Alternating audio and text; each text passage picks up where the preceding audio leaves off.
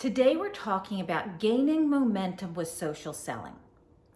So last time I talked about social selling as part of a methodology and strategy of using social media to drive a conversation, a sales conversation to a sales call or to a funnel. So last time we talked about updating your profile and all of that. We're going to continue on. So part 2, you are going to continue to use those questions that you crafted, that you've fine-tuned, that you've tested, and start to post to 2 or 3 groups. Now, don't go to 10 groups because it's too much to follow. Focus in on 2 to 3 groups that seem like they have your ideal audience and post those questions. Now, give it a little bit of time, meaning like give it an hour or 2, and watch to see if there are comments, if there's likes, then you'll know that you have a good post. Respond to every comment. Engage that audience. Start a conversation. Thank them for for responding to your post, and start driving them to that sales conversation. Ask them something about themselves so you can understand more about their situation. Are they, a photographer? Are they, try to find out if this is your ideal audience and if they have needs. Don't dive in too quickly because you barely know them. They just responded. You don't want to scare them away too quickly. They don't know you yet.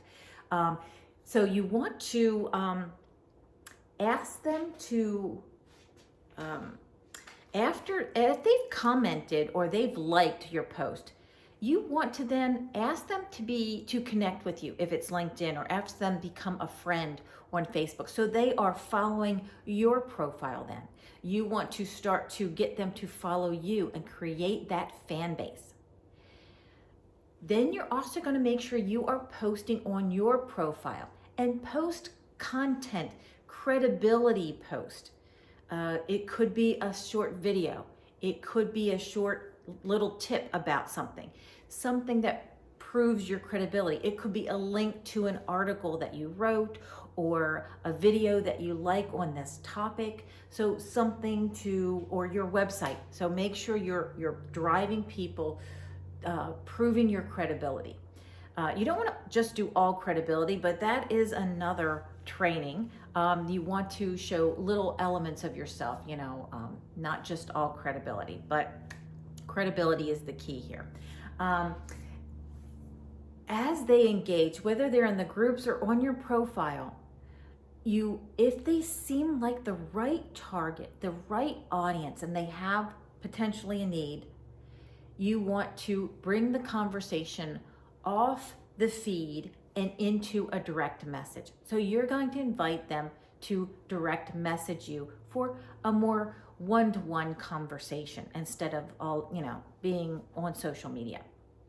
So you're driving them to this one-on-one conversation and direct messaging. Now, you might want to have some copy ready so that you can respond to certain things. I'm not saying have a script, but there might be certain links, certain verbiage that you want to copy and paste into your direct message and then customize for that particular customer. So it's okay I usually have a file where I have certain links that I commonly use because I have a private Facebook group, I have certain articles, depending upon the campaign that I'm working on, I might be trying to drive people to a sales funnel or to a video or to the next action I want them to take. Or to my calendar. I want them to schedule a conversation with me. Maybe that's the next step in the journey. Let's just have a conversation. Here's a link to my calendar. We can schedule a Zoom or a phone conversation, whatever you're comfortable with and they might be comfortable with, and have a conversation to find out their situation and see if there is a need there. Then you want to, if you have enough people that are following you, and enough, who knows what that is. I would say if you have over 100 people following you at this point, you think that a good portion of them are your ideal customer, then you want to create a private group. Whether it's a private group on LinkedIn, Facebook, I think Instagram has groups as well. So you want to drive them into a group, and then in that group you can nurture them. But that's a higher level. But that certainly is a really good strategy to drive people into a community. It's a private community where you can provide higher level of service, of education, nurture, mentor that group into, into understanding you better, your products and services that you offer. So that is part 2 of social selling.